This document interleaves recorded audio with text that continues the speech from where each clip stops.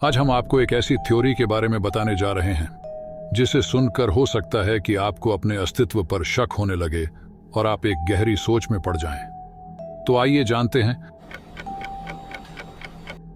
इस दिलचस्प थ्योरी में बताया जाता है कि जैसे आज हम इंसान पृथ्वी पर आधुनिकता के साथ रह रहे हैं, ठीक वैसे ही हमारे पड़ोसी ग्रह मंगल पर भी आज से लाखों साल पहले हमारे जैसे लोग रहा करते थे।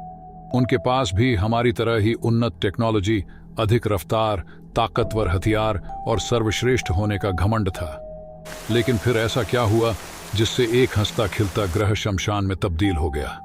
थ्योरी में आगे बताया जाता है कि क्योंकि उनके पास हमारी तरह ही ताकतवर हथियार और एक ताकत का भूखा दिमाग था, उन्होंने भी वही किया जो आज हम इंसान कर रहे हैं।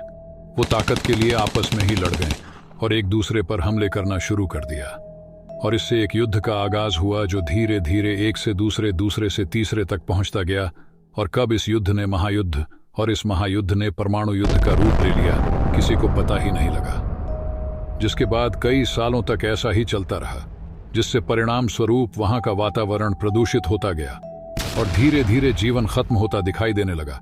और इसी बीच बचे हुए कुछ सक्षम लोगों ने तय किया कि वो अब मंगल छोड़कर किसी और ग्रह पर जाएंगे, क्योंकि ये लोग हमारी तरह ही उन्नत और सक्षम थे और उनके पास भी हमारी तरह ही अंतरिक्ष के बारे में अच्छा खासा ज्ञान और वहां जाने के लिए आधुनिक स्पेसक्राफ्ट भी थे, क्योंकि उनके पास पहले से ही अंतरिक्ष के बारे में काफी सारा ज्ञान था।